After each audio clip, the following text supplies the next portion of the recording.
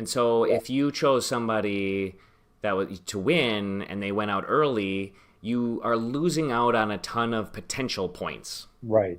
Yeah. It's not that you Yeah. get no points in that moment, it's that you lost out on a ton of potential. Right. Yeah. It's like the scoring is kind of like also with like like March Madness brackets, right? Like Yep. you have currently have this many points, And you could be but winning at you the end of could like have this many points, right? yes. This is like how many points you could actually get if everything goes your way. Um, but yeah, so Because that way it you was, could at one point be way ahead or somewhat right, Yes. ahead, but Right. right, you're out of points that you can acquire at this point. right, Yes. yeah, Yes. yeah. Like if your number two queen gets knocked out, in week five, sure, you're gonna accrue a lot of points, but you could have had 10 more weeks of points, Right. really. So yes, it can be a little bit. The scoring is a little bit misleading to start the game sometimes, because we have added a couple new people to the Yes, game. yes. A friend of mine from work who I basically became friends with and bonded over RuPaul's Drag Race with her, and Nice. we're like, did we just become best friends? So her name's Natalie. She's now in our league, but has not met anyone else but me. And we have Geraldine, who we watch with every week. We have Fabian and Matt Rickle and his fiance Megan, because they watch it Oh. together as well. So I think that's everyone, right? Yeah.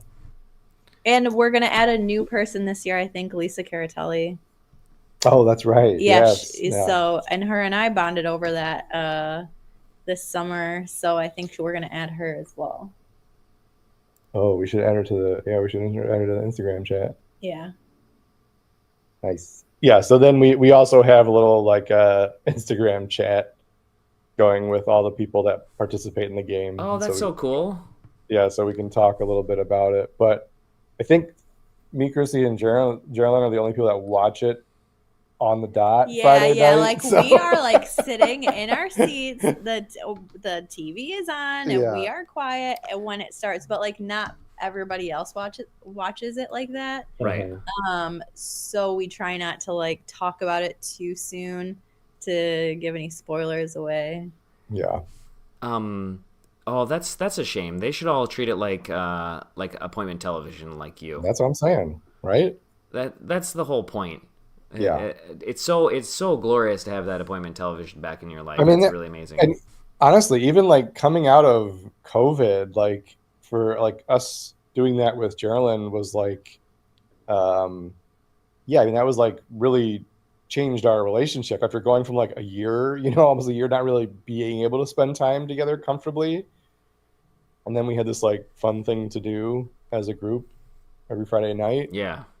when not much else was going on. Like, yeah, it was really, really fun. And it comes out during like the worst part of winter, and Oh, it's yeah. such a like beacon of light. Yes. That it's like, okay, well, at least we just got to get to Friday and get to Rupaul. Yeah. That's fair. Yeah. Yeah, because that right, and again, that was the first time we watched it live, was that season 14. Yeah. Yeah.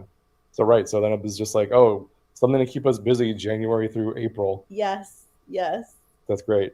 Right. So how have they gone? Can you walk me through The who's first, won? Yeah, who won for season the one first from your season guys' perspective? from Yeah. our league, Geraldine won the first one, Mhm. and Yeah. I won last year. Mhm. So this we didn't do one for the All Stars that we watched. We because we just couldn't get enough people committed to watching the All Star seasons. Right. Okay. But But also the you get kicked off differently on that's All true. Stars You do get too. kicked How off. does that work? I have no idea. Tell me. So the first one that we all watched together, literally no one got kicked off. So it wasn't. Yes, There was no point to it really, except possibly to just pick an outright winner. And then the next one, I think it was just like not enough people were gonna watch it to like even make it worth it. But they do still get eliminated. But they do something where the queens like vote off each other in the All Stars. It's it's strange. Yeah, it's weird. So it's not just like what's RuPaul gonna like and how's that gonna go. I mean, you could still do it. Yeah, but it's just a little it's bit. a little bit different. random, right? The funny part, like the thing that I was so fascinated by when I was getting into Drag Race was like, it really is just like whatever RuPaul wants. Yes. That's it. Yes. Right. Like she has, her regular judges and guest judges and stuff, and they might talk about it, but it ultimately just comes down to whatever she wants. Yeah. She wants to kick off 2 people one week, great. She doesn't want to kick off anyone one week, cool. If she just thinks one person is funny or sexy, like they're gonna do well. It's funny. So you kind of like have this mindset going into it when you are ranking the queens. Yeah. It's like, okay, there's what do I think, but then what does RuPaul think? Like, is this the queen like RuPaul's gonna like and respond to? So, my coworker Natalie, who is in the league, is extremely competitive, but there's no way to really like change your game. Like you pick once, you get one and done. Yeah, and that's it. So she's like, I'm winning. This is my year. Like throughout the season, she'll be like, no, I'm gonna win this week or whatever. And I'm like, it's not really like that, but she she wants it to be. So if there was a way to somehow change it week to week, that could be interesting instead of just the ranking. Yeah, like a continued draft. Yeah. And that would also spur further conversation every week because you'd all have to have that like get together and draft or something.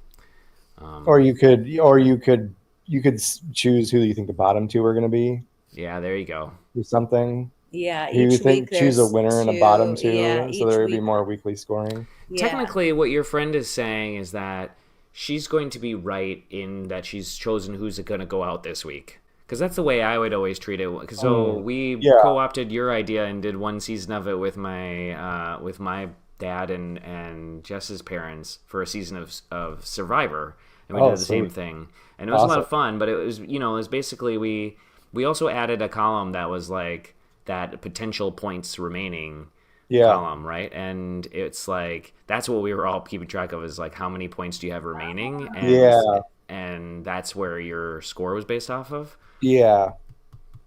And you're basically trying to predict who's gonna go out this week. So and you're not like saying like I'm gonna win. You win if your person you said was gonna go out this week is out. Yeah, I haven't done a good job explaining the scoring to people.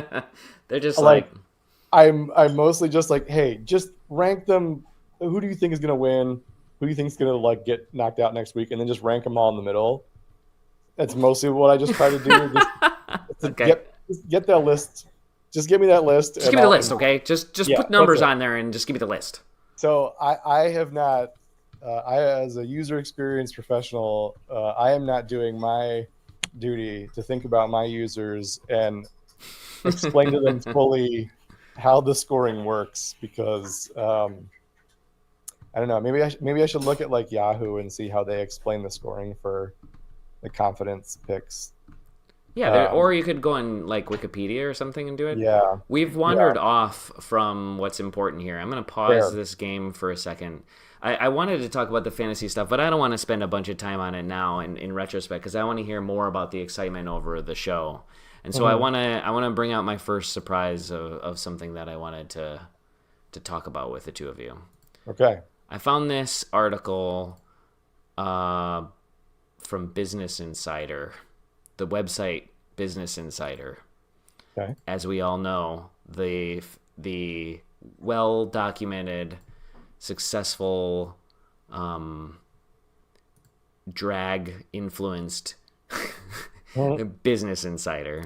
Mm-hmm. So there's 22 things you didn't know. 22 things you didn't know about RuPaul's Drag Race.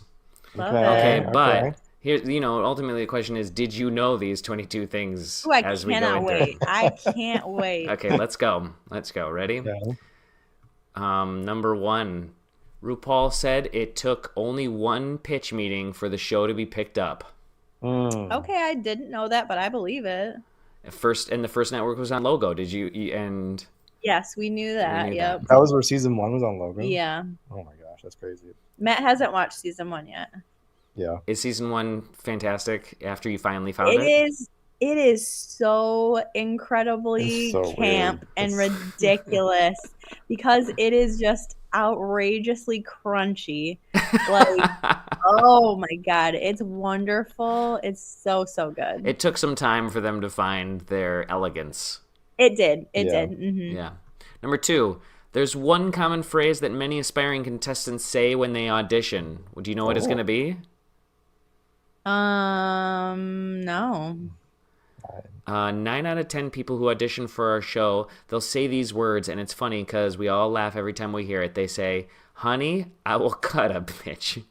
That's hilarious. Who said that? A lot of them. A lot of them say it in their auditions. That's hilarious. I believe it. 9 out of 10 of them say that. That's okay. Oh, I thought it was a reference from the show. No. Okay. I thought it would be too, but okay. Yeah. Number 3, initially some members of the crew thought they were taping a real race. Okay, wait. I have a fun fact. Okay, so this cameraman right here with that little side eye. Yeah. He got made over as a drag queen in one episode, and his name was Wintergreen because his drag mother was Peppermint. Oh, nice. Okay. Yeah. I have definitely heard people mistake it like drag race, think of car racing. Yes, car racing. Oh, so that's come up before. I would never have imagined that. That's amazing. And that's the reference with the checkered flag and like. Of course. The pit crew. Stage now that I think about it, that makes total sense. But the show has so overwhelmingly taken over the phrase drag race, right? Yes. I didn't even cross my mind that it was automobile related, right? But that's my world. And you got a really big monitor, Travis. Huh? That's impressive. Oh, thanks. Sorry, I can fix that. No, you're fine. I'm impressed. Is this better? Yeah. Yes. Okay. Sorry. That's okay. Yes, I have a massive monitor. Thank you, former employer who I will not reference. That's right. No free advertising on the show, except for Business Insider, apparently, and RuPaul's Drag Race. Two small businesses. While taping the season, the queens are completely cut off from the outside world. Yes, we knew that. What is it? What do they talk about that in certain ways and during the show? Yeah, they more talk about it after the fact, like queens that have been on, the ones that are like recapping the show. They'll be like, remember, like you don't have your cell phone, like you're not talking to any friends or loved ones, like you are isolated, and that will make you do things and say things because you're like kind of losing it. Oh. And I mentioned this, I think earlier we were talking, I was like, they don't even leave these rooms. There are older seasons where they'll like do activity or competition like out on the street. They really hadn't done that for a long time. And then I think it was the last season? Yeah, the last season. Season 15, like they actually went outside the building, but it was probably just in like the Paramount lot. Yeah, it was just in the studio lot. Yeah, just like in the Paramount lot in LA, like driving around. Yeah, but it was jarring because you're like, wait, this is real life. Yeah, you don't really ever see them outside of these basically two spaces. So we're basically also adding Big Brother to the list of things that are part of the show. In a way, except it is not really showing them outside of the realm. Got it. So it's not like showing them having to cook with each other or stuff.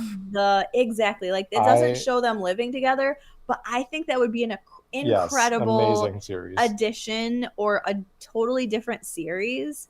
Like to Real World with drag queens or something? Yes, like to a competition where they have to live together and they have to like shows. Put on shows. Earn tips. I think a big part of it is that it's no brainer.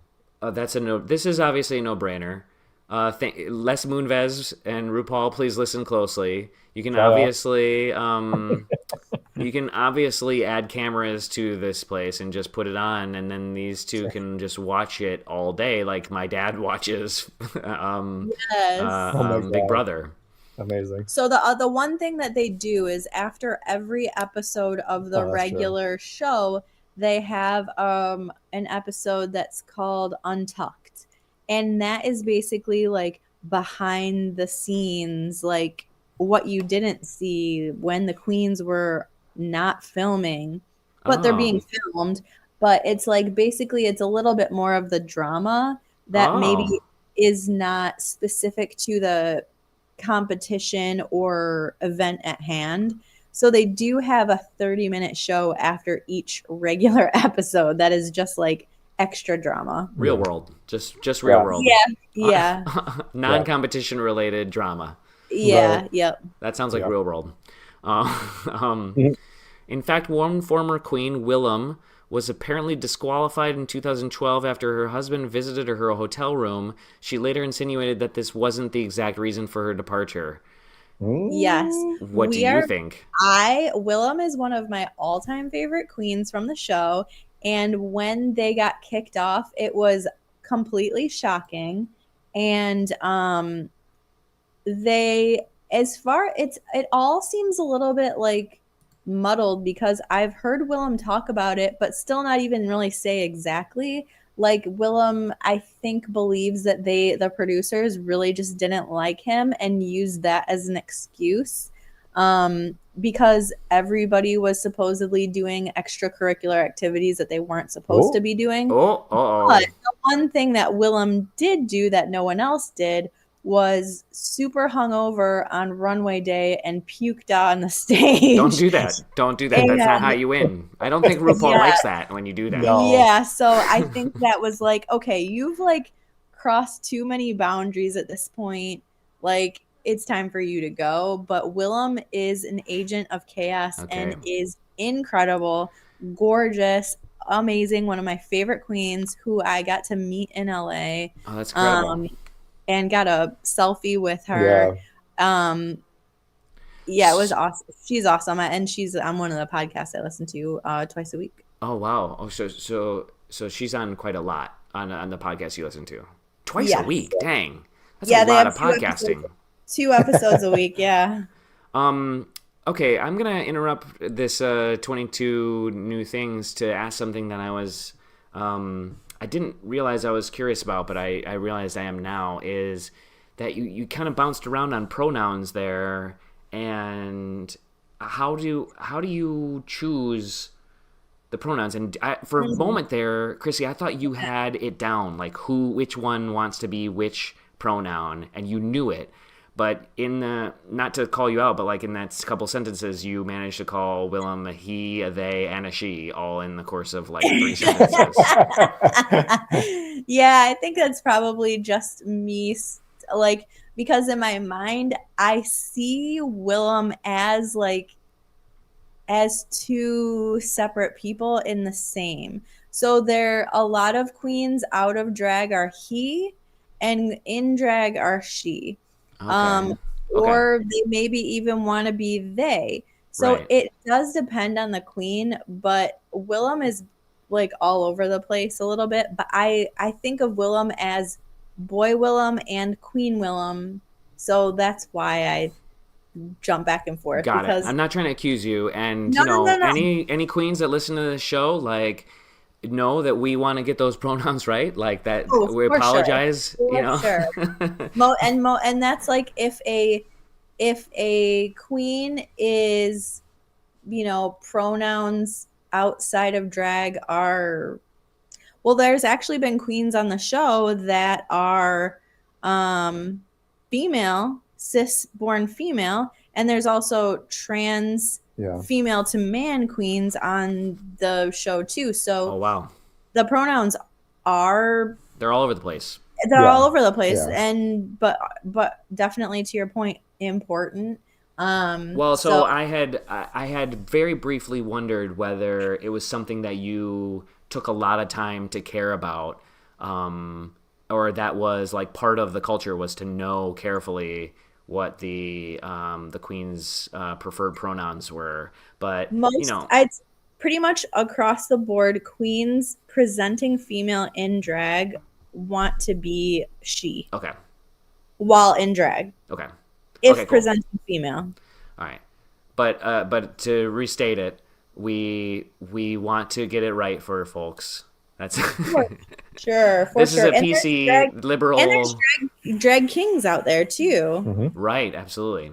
But they haven't been on the show ever. Not represented on RuPaul's Drag Race yet, but on Dragula, they are represented there. Oh, well, watch out. Dragula a little more inclusive. Yes, a lot more, I think. And it's funny, like something that is also very common with Drag Race is, there's a lot of recurring references, statements, things like that. And Rue used to say, like right at the end of the introduction, right? She used to say, "And may the best woman win." And after they started having more variety on the show, you started to bring in different groups, different dinner types and stuff. Now she says, right, may the best drag queen win. May the best queen win. Okay, yeah.